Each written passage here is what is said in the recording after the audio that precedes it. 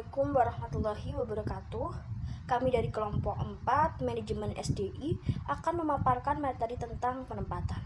Video ini kami buat untuk memenuhi tugas mata kuliah MSDI yang diampu oleh Bapak Farid Ardiansyah, SEMM.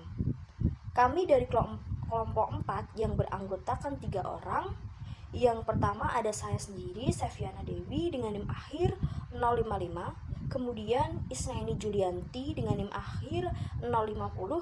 Dan yang terakhir ada Rani Eka Nur Oktaviani dengan NIM akhir 057. Materi yang pertama yang kita bahas terdiri dari kaidah Islam dan kaidah umum dalam penempatan. Yang kedua, orientasi dan sosialisasi dalam Islam. Dan yang terakhir ada bentuk alur penempatan SDI dari promosi, mutasi, dan demosi. Nah, di sini akan saya jelaskan sedikit latar belakang dari penempatan yang kita bahas ini, yaitu sumber daya manusia memiliki peran penting dalam suatu organisasi karena dengan adanya sumber daya manusia akan menentukan tujuan organisasi. Fungsi awal manajemen sumber daya manusia adalah perencanaan yang memproses segala kebutuhan sumber daya manusia dan karakteristik yang sesuai dengan posisi dan jabatan masing-masing. Dilanjut dengan rekrutmen, proses mencari sumber daya manusia. Proses tersebut membutuhkan waktu yang cukup lama dan memakan waktu. Hal ini dilakukan agar nantinya sumber daya manusia yang kompeten dan mampu melakukan tugas dengan penuh dengan tanggung jawab. Karena pada hakikatnya seluruh aktivitas manusia adalah ibadah. Begitu juga dengan manajemen sumber daya manusia. Nah, itu sedikit pemaparan dari latar belakang materi yang kita bahas. Selanjutnya, untuk pemaparan materi yang pertama, saya persilahkan untuk pemateri yang pertama. Terima kasih. Sebelumnya, saya selaku pemateri pertama akan memaparkan terkait materi kaidah Islam dan kaidah umum dalam penempatan. Sebelumnya, penempatan sendiri maksudnya yakni mengalokasikan para karyawan baru atau lama pada posisi kerja tertentu, yang dimana penempatan sendiri terdiri dari dua hal, yakni karyawan yang baru datang dari luar perusahaan dan penugasan bagi karyawan yang lama di tempat yang baru. Jadi dengan begitu, kegiatan penempatan tidak hanya dilaksanakan setelah seleksi, melainkan meliputi pula penempatan dalam promosi, demosi, transfer, dan pemberhentian. Artinya, placement atau penempatan bagi pegawai baru merupakan pengaturan awal pada suatu jabatan. Sedangkan bagi pegawai lama, placement atau penempatan dapat dilakukan dengan cara promosi, mutasi, atau transfer, dan demosi.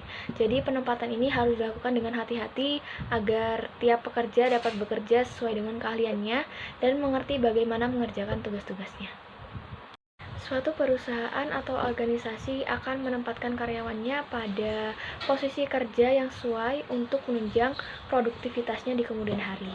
Adapun 8 prinsip yang mungkin bisa diperhatikan oleh suatu perusahaan atau organisasi dalam menempatkan karyawannya, yakni yang pertama, ada prinsip kemanusiaan, yang dimana prinsip ini menganggap manusia sebagai unsur pekerja yang mempunyai persamaan harga diri, kemauan, keinginan, cita-cita, dan kemampuan yang harus dihargai posisinya sebagai manusia yang layak, jadi tidak dianggap sebagai mesin.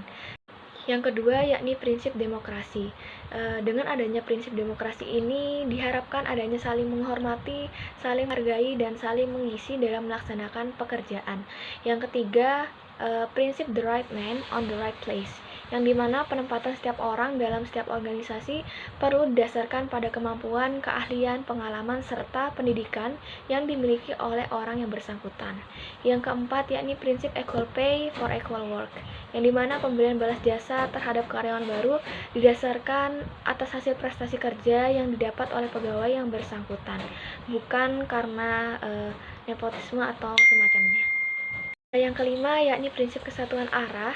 Prinsip ini diterapkan dalam perusahaan terhadap setiap karyawan yang bekerja agar dapat melaksanakan tugas-tugas. Maka dari itu dibutuhkan kesatuan arah Kesatuan pelaksanaan tugas jalan dengan program dan rencana yang digariskan. Yang keenam yakni prinsip kesatuan tujuan. Prinsip ini erat hubungannya dengan kesatuan arah, artinya proses yang dilaksanakan karyawan harus difokuskan pada tujuan yang dicapai. Yang ketujuh yakni prinsip kesatuan komando. Karyawan yang bekerja selalu dipengaruhi adanya instruksi atau amanat atau perintah yang diberikan atasan kepada karyawannya. Jadi setiap karyawan akan merasa mempunyai satu orang atasan. Yang ke-8 yakni prinsip efisiensi dan produktivitas kerja. Prinsip ini merupakan kunci ke arah tujuan perusahaan karena efisiensi dan produktivitas kerja harus dicapai dalam rangkai mencapai tujuan perusahaan.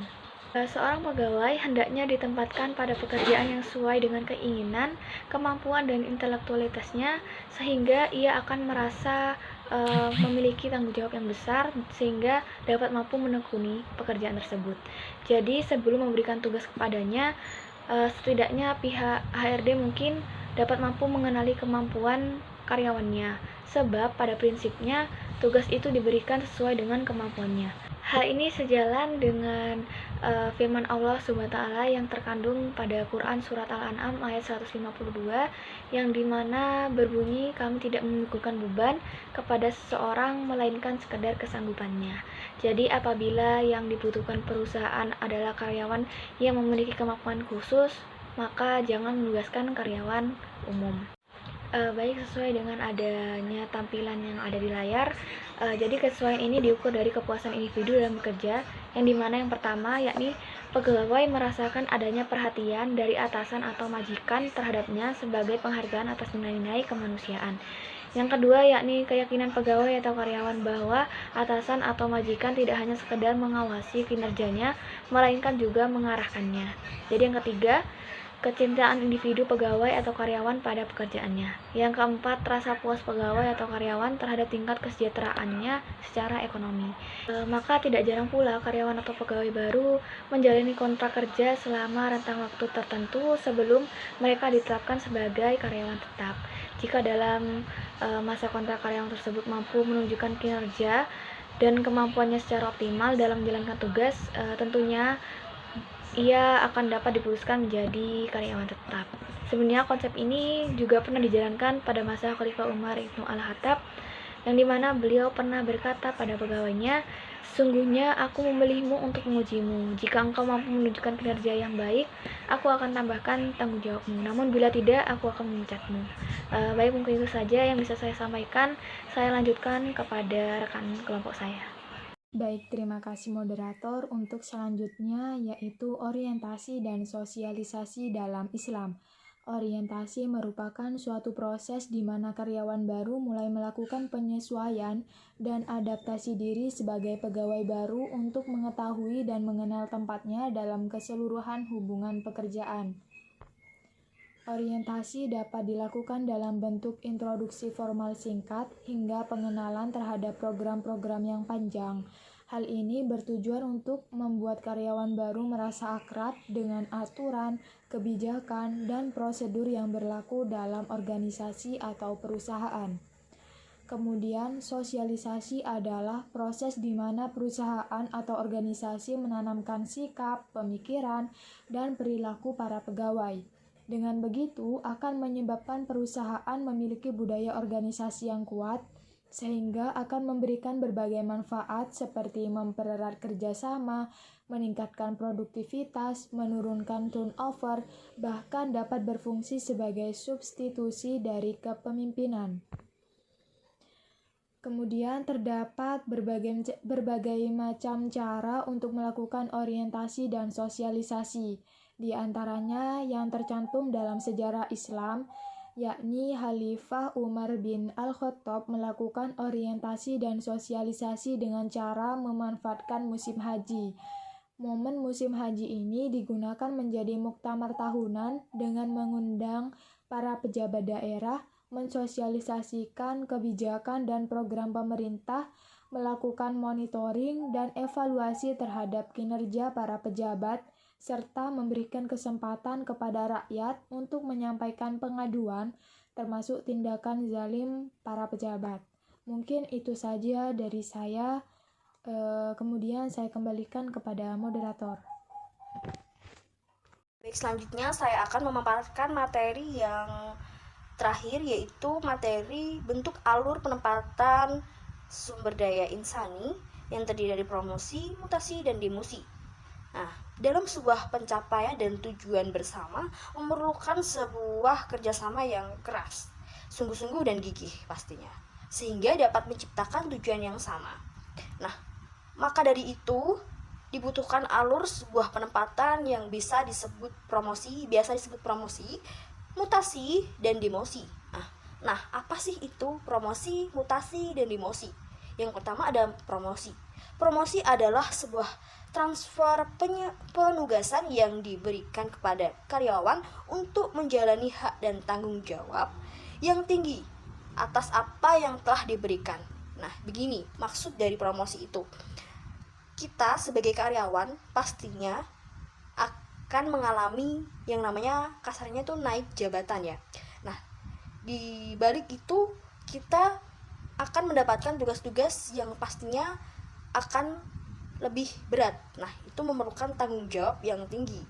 Nah, maka dari itu promosi diperlukan dalam sebuah proses penempatan. Nah, yang kedua ada mutasi. Adalah perpindahan pegawai ke tempat atau pekerjaan untuk mengembangkan prestasi dan mencegah kebosanan pegawai dalam mengekspor kemampuan dan kualitas diri. Nah, maksud dari mutasi ini adalah sebuah karyawan yang dipindah dari sebuah perusahaannya untuk menjabat di perusahaan lainnya atau cabang perusahaan lainnya. Nah, itu tujuannya untuk kebaikan karyawan tersendiri, yaitu seperti mengasah kemampuan diri, mengekspor kemampuan diri, terus kualitas diri, mengembangkan kualitas diri. Nah, agar tidak bosan dengan lingkungan di sekitar kita gitu. Pastinya kita sebagai karyawan juga memiliki kebosanan untuk dalam sebuah pekerjaan. Maka dari itu kita membutuhkan sebuah mutasi yang dapat merubah mood kita untuk lebih baik lagi dalam bekerja dan lebih semangat gitu. Nah, yang ketiga ada demosi. Nah, demosi adalah sebuah transfer yang meliputi pemotongan hak, kesempatan, dan pembayaran untuk karyawan. Nah, maksud dari demosi ini untuk karyawannya adalah ini merupakan bentuk dari konsekuensi sebuah karyawan yang dia memiliki perilaku yang tidak baik dalam menjalankan tugasnya. Di lain hal dia melanggar apa aturan yang ada di perusahaan. Mungkin dia lalai dalam pekerjaan dan abai dalam pekerjaannya. Maka dari itu dia mendapat konsekuensi tersebut. Nah, konsekuensinya apa? Tadi itu seperti pemotongan hak, kesempatan, dan pembayaran. Nah, itu seperti contohnya ya pemotongan gaji, atau dia diskors mungkin dari perusahaannya, dan lain sebagainya. Itu saja sih pemaparan materi terakhir dari saya. Nah, untuk itu berhubung ini sudah yang terakhir, maka dari itu saya akhiri saja presentasi dari kelompok 4 dan saya ucapkan terima kasih untuk yang sudah menyimak presentasi dari kami kelompok 4. Saya akhiri, terima kasih dan wassalamualaikum warahmatullahi wabarakatuh.